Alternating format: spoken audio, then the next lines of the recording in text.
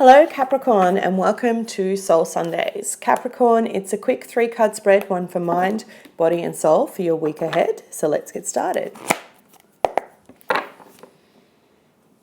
Universe and angels, messages and guides, my higher self, I call upon you now to give me a clear and accurate reading for Capricorn. Please show me what they need to hear, not what they want to hear for the week ahead. Can I please have 3 cards, one for mind, body and soul? There it is, Capricorn. You saw it flip. Wow, beautiful. And I feel this energy very much. The Empress.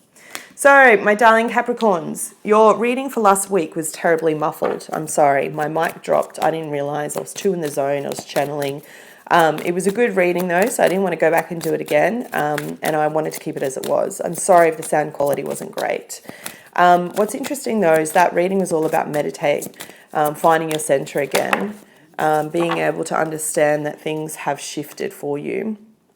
And it's done that for, the message was like that for a reason, because we've just had the Aries full moon come up on the Sunday today or the Monday, depending on where you're located in the world. I think for the US and guys up the top, it's Sunday, and for those in Oz, it's Monday. Okay, I'll take this one. I love it when our readings come out like this, and when the readings come out like this and they're so connected. It's a really beautiful reading, Capricorn. You've drawn the card of the Empress, Major Arcana, the Queen of the Queens, and you guys know I like to refer to myself as the Empress when it comes to spirituality, and I love this card for that reason. It's all about being the mother of the zodiac, the creator, someone who's very grounded in the earth plane, but also has a phenomenal spiritual connection, right? 1 foot here on earth, 1 foot in the spiritual plane. This card speaks about fertility, being feminine, feminine influence, initiative, and practicality. In terms of your mindset, it's showing that your mind is very much on what you're creating and bringing into the world, okay? The Empress as a card often denotes in traditional tarot a woman that looks like she's about to give birth, or she's very fertile, she's very abundant, okay? That's the energy of your mind this week. That's where you're at. You might be bursting with ideas and thinking about how you can start going and creating for the last 3 months of the year. The card says, the divine feminine wants you to know how much you are loved so you can nurture your vibrational reality. This is the garden of your dreams and desires. Cherish them to fruition.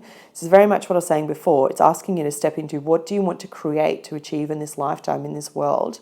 It's all about initiating those creative ideas and thoughts and making them practical, turning them into a practicality, because that's going to actually nurture you, heal you, and help open your heart. I'll read for you what it says from the book again. It says, when you live your life protecting your heart by trying to control conditions, you block your ability to receive, right? Capricorns controlling conditions. Never. Why would we do such a thing? So it's really asking you to be a little bit more open, trying not to have control over everything in your life. Being grounded in what you want, yes, but allowing the flow to come to you. When you combine your heart and mind so that intuitive wisdom can flow, you realize that you can create anything. And not because you need it, but because it's your purpose to create. The Empress brings abundance. The more you nourish yourself, the more you have to give. This card indicates an actual or symbolic marriage or birth. So for some of you, it could actually be speaking about giving birth this week, finding out that you're pregnant. That's what the Empress does represent. But this is really about your mindset, okay? So I want to focus on that. And it's about you having the mindset of someone who gives love, who is free-flowing, and in doing that creates abundance, creates wealth, puts out harmony. There are so many possibilities that you have within you, Capricorn. It's asking you to come back to that center, okay? Your physical messages for this week are about accepting a situation and leaving a stressful one behind. So I think from a physical point of view, if there have been things within your health or without of your control, you know how I was talking to you about before, stop trying to control things, just accept it, let it be. This is not the week to push through, okay? We've just had that Aries full moon, which is closing out a cycle. It's closing out a cycle of ill health. It's closing out a cycle of things that have been challenging for you. And this week, rather than trying to control that, just accept that's the situation and choose that you're going to let it go for this week, and we'll have a fresh take on it next week, okay? It could also be talking about work, money, whatever it is. I really want you to take a moment this week and think about, is that coming from a place of love? Catch yourself. And is that word, did what I say then, did that action come from a place of love? Does it come from a place of giving? Does it come from a place of abundance?